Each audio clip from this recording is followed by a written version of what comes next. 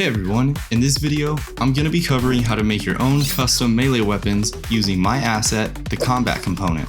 Infinity Blade weapons and Paragon Grey Stone have been added to my project. Both are free to download from the Unreal Marketplace. Let's make a simple sword. The beauty of my asset is that you don't need to make everything from scratch. Let's click the sword here and press Ctrl B to navigate to its folder. Let's duplicate it, and I'm going to name it Sword Custom. Drag it in and open the blueprint. I like to have another content browser open and put a skeletal mesh filter on it. And now let's find whichever one you like, drag it in here, and it may take a second to load the textures. Now if we play this, things work immediately. If I turn on the debugger on my character's combat component and play again, we can see the collision box appears around my sword when we attack. So here's how things work. If we scroll to our attack pattern, we can see these two attacks. Opening up the first one, let's click on the damage window, and here you can see some settings. By default, these are all blank, which means that it's going to use the skeletal mesh of whatever you have equipped for collision detection and deal damage with it.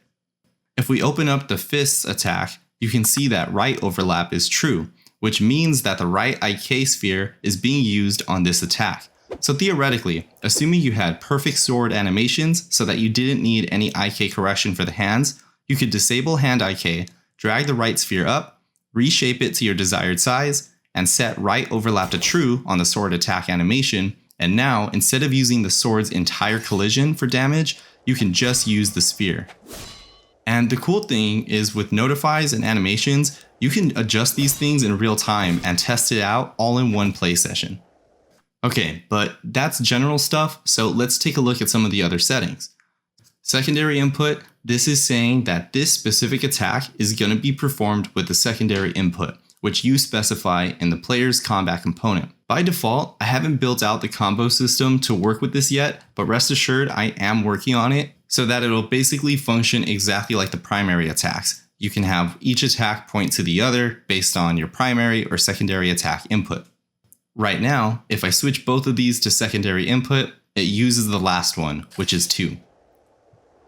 Damage sound is played when dealing damage to actors that have the damage component added to it. I'll cover that in another video to focus on weapons in this one. Damage amount and camera shake is the same as sound, it's applied to actors with the damage component. The animation details are pretty self-explanatory. Block settings will be used more once I have fully fleshed out AI. But yeah, you can decide if this attack can be performed in the air while dashing. Do you want to disable movement, making the attack perform in place? Disable jumping during the attack. This is useful for full body animations. I use this on the Sword and Shield's third attack. Enable movement after. This is here and set by default because maybe you disable movement during one attack and it's part of a combo or something. Movement does re-enable by default, so you're never in a stuck state, but this was added here when I first made this asset to prevent any of that from happening.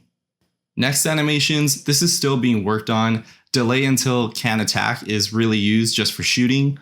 Anim complete notify, I was building something with this, but I haven't figured everything out and may remove it. Notify begin is really the only thing that's being used right now. Notify end is still being developed.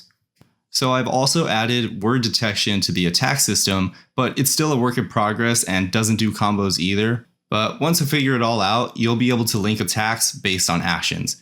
In short, attacks with certain words can be performed based on whatever you're doing. For example, here we have dash strike, which really dash is the key word. Strike is what I added after for myself. And under animation details, I have everything to true, but mainly I'm focusing on can attack while dashing. With this enabled and disabled on every other attack, when I dash and attack, this attack animation will be performed.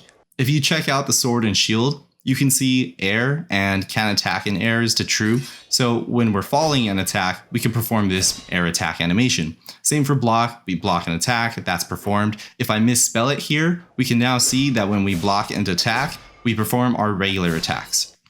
Now, you may have noticed that with our new sword animation, our weapon trails are missing. This is because our skeletal mesh here is missing 2 sockets. So open up the skeletal mesh of my asset sword, copy and paste them onto your own skeletal mesh, and now you got things working.